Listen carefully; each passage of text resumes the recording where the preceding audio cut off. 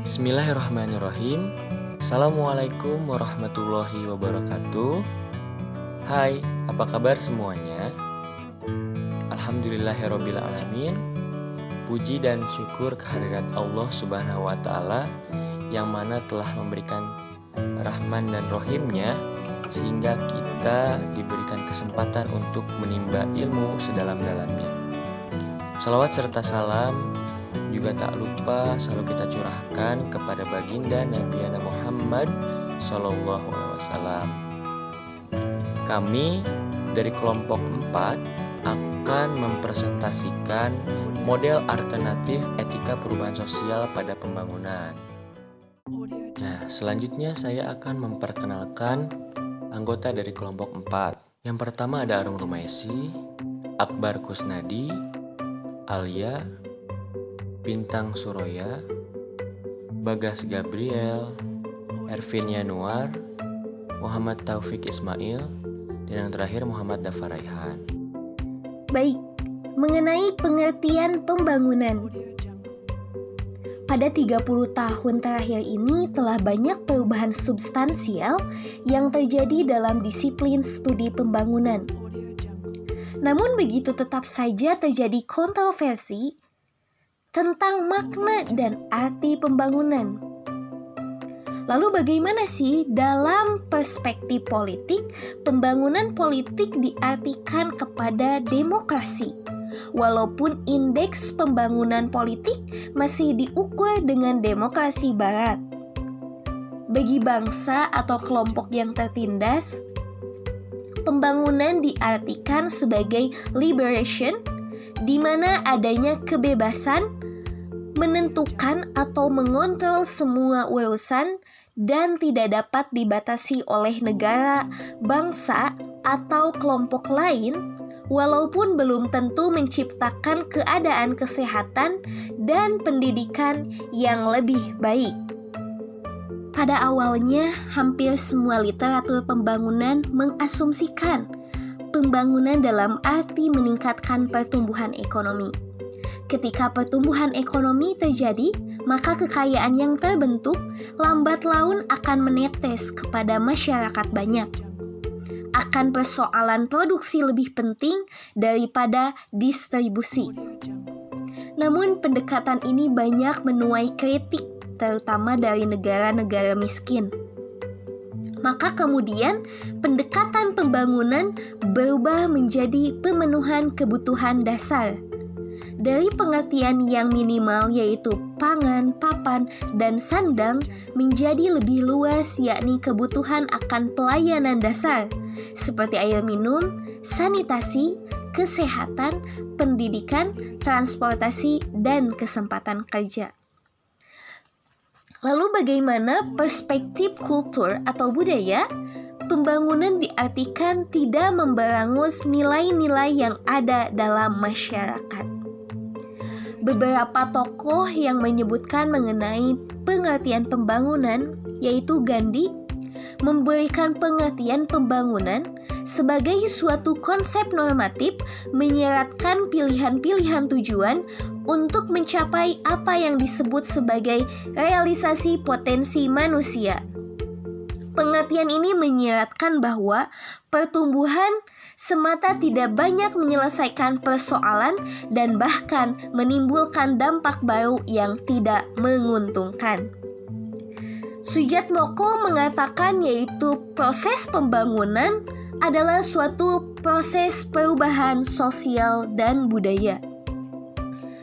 Lalu ada tokoh yang bernama Todaro memberikan pengertian yaitu pembangunan adalah sebagai proses multidimensi mencakup perubahan penting dalam struktur sosial, sikap masyarakat, dan lembaga-lembaga nasional, serta akselerasi pertumbuhan ekonomi, pengurangan kesenjangan, dan pemberantasan kemiskinan absolut.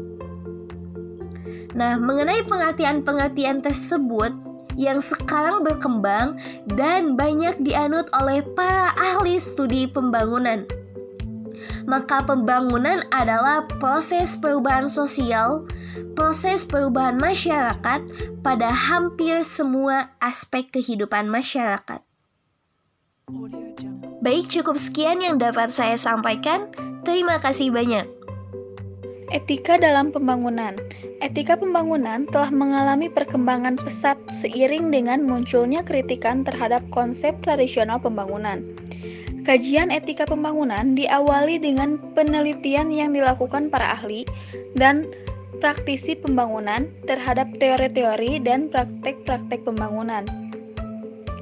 Dalam kerangka kajian etika, pembangunan secara luas dimaknai sebagai proses pembaikan berkesinambungan atas suatu masyarakat atau suatu sistem sosial secara keseluruhan menuju kehidupan yang lebih baik atau humanis. Better Life In merupakan sebuah konsep yang juga masih membutuhkan penjabaran lebih konkret sehingga diperlukan suatu refleksi terhadap perubahan sosial masyarakat akibat pembangunan secara periodik dan berkesinambungan. Selanjutnya, definisi etika pembangunan. Menurut Goulet, etika pembangunan adalah the examination of ethical and value questions posed by development theory, planning, and practice.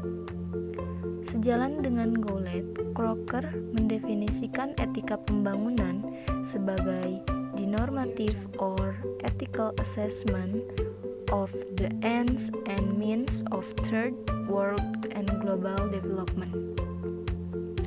Nah, dari definisi di atas ada 3 fungsi utama etika pembangunan, yaitu yang pertama, mengangkat nilai-nilai sebagai suatu kebutuhan, bukan sekedar kemauan, berbasis pada keadilan, bukan sekedar sedekah, keadilan yang bukan bersifat individual atau perilaku tetapi terstruktur dan terlembaga, dan tidak sekedar memanipulasi sumber-sumber kekayaan, kekuasaan, informasi, dan pengaruh. Yang kedua, memformulasikan strategi-strategi yang etis dalam pemecahan masalah pembangunan.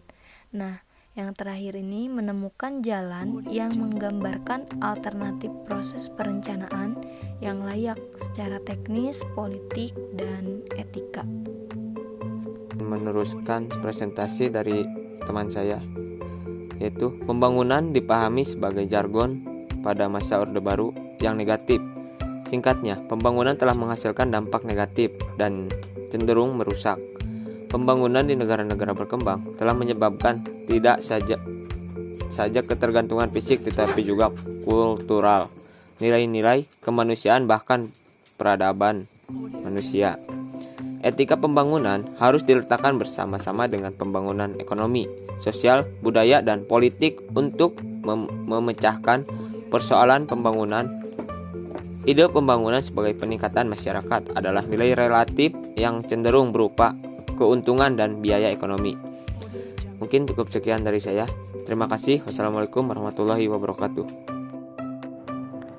Baik, selanjutnya saya akan mempresentasikan mengenai perkembangan etika pembangunan.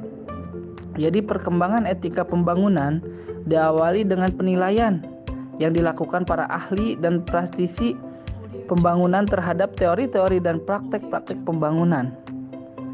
Pada tahun 1940-an, Gandhi di India, selanjutnya itu Freibisch di Amerika Latin, dan beberapa ahli di berbagai bagian dunia mengkritisi kolonialisme dan pendekatan pembangunan ekonomi. Kemudian Leibert 1959, lalu Goulet 1971, dan Berger 1974. Goulet misalnya mengatakan bahwa development needs to be redefined, demystified, and thrust into the arena of moral debate. Etika dan nilai harus menjadi pertanyaan dalam teori, perencanaan, dan praktek pembangunan. Pembangunan akan kehilangan makna jika mengorbankan kemanusiaan. Mungkin dicukupkan sekian. Terima kasih. Baiklah, selanjutnya ada 2 cara dalam memformulasikan etika pembangunan menjadi bidang kajian. Menurut Gaulet tahun 1997, yaitu yang pertama melalui keterlibatan sebagai perencana atau planner ataupun agen perubahan dalam praktek pembangunan dalam usaha mengartikulasikan secara formal strategis yang etis. Dan yang kedua berasal dari kritik internal teori etika konvensional yang berkembang menjadi etika pembangunan, memusatkan perhatian pada teori dan praktek pembangunan yang berkaitan dengan lingkungan, keteraturan dunia, dan area antardisiplin. Analisis formal yang dilakukan pada isu-isu justifikasi utama pada hak asasi, kebutuhan, kapasitas, dan hak menguasai, penilaian etika pada kebijakan yang berdampak pada korban dan marginalisasi akibat proses pembangunan, evaluasi kompetisi antar ekonomi, politik, dan sistem sosial, dan konsep baru mengenai keamanan ataupun security. Baik, bismillahirrahmanirrahim. Saya Muhammad Dafa Raihan, izin menjelaskan mengenai perkembangan teori pembangunan. Dalam kepustakaan teori pembangunan, teori yang paling sering disinggung adalah teori modernisasi dan teori ketergantungan. Teori modernisasi ini merupakan teori yang banyak dianut oleh negara-negara berkembang dan mendominasi perkembangan studi pembangunan. Teori modernisasi berasal dari konsep-konsep dan metafora yang diturunkan dari teori evolusi. Lalu teori ketergantungan merupakan kritik dari teori modernisasi yang dianggap terlalu menekankan aspek internal negara berkembang, tanpa melihat kondisi hubungan yang tidak seimbang antara negara berkembang dengan negara maju. Terima kasih. Kesimpulan dari kelompok 4, yaitu dalam kondisi negara dan bangsa seperti sekarang, maka etika pembangunan menjadi sangat relevan untuk dikembangkan dan diimplementasikan dalam praktek kehidupan berbangsa dan bernegara guna mewujudkan masyarakat yang adil dan makmur seperti yang dicita-citakan bersama. Paling tidak ada 3 agenda utama yang dapat dilakukan dalam kerangka pengembangan etika pembangunan. Pertama, dalam usaha mengembangkan etika pembangunan sebagai salah satu bidang kajian, maka perlu dilakukan penelitian dan kajian yang lebih mendalam untuk memasukkan etika dalam teori, konsep, dan praktek pembangunan. Sumber-sumber nilai dan etika dapat berasal dari agama, adat istiadat, kearifan tradisi, dan ideologi yang ada di masyarakat dan di bangsa Indonesia. Di Malaysia misalnya, pada saat ini berkembang konsep pembangunan Islam Hadari dengan 10 prinsip yang diyakini dapat membawa Malaysia berkompetisi dan membangun peradaban yang islami. Etika pembangunan dapat dikembangkan kepada etika pemerintah yang biasa disebut good government. Lalu etika politik, lalu ada etika bisnis, yang kesemuanya akan berujung pada good governance dengan 3 pilarnya: pemerintah, pelaku bisnis, dan masyarakat. Kedua, dalam pendidikan dan pengajaran sebagai ilmu multidisiplin, etika pembangunan sebagai filsafat dan ilmu sosial terapan harus menjadi bahan ajar utama bagi mahasiswa, khususnya pada program studi ilmu sosial dan ilmu politik, ilmu ekonomi, maupun ilmu yang berkaitan dengan pembangunan baik pada jenjang S1, S2 maupun S3. 3. Di saat berkembangnya perilaku moral hazard seperti shirking atau artinya perilaku molor dan mengulur waktu demi keuntungan pribadi. Hold up artinya merongrong kebijakan. Risk aversion, perilaku yang mencoba menghindari resiko. Lalu free riders, artinya demi mendapatkan keuntungan dengan ikut serta tapi tidak memberikan kontribusi apapun. Lalu rent seekers, itu artinya perilaku memburu keuntungan pribadi atau kelompok.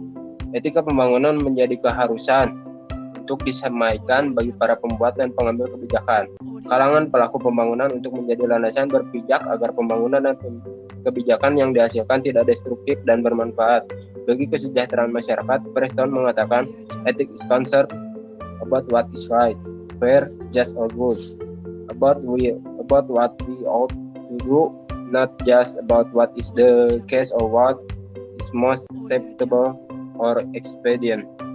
Terima kasih. Assalamualaikum. Alhamdulillah, terima kasih atas perhatiannya. Mohon maaf bila ada kesalahan. Wassalamualaikum warahmatullahi wabarakatuh.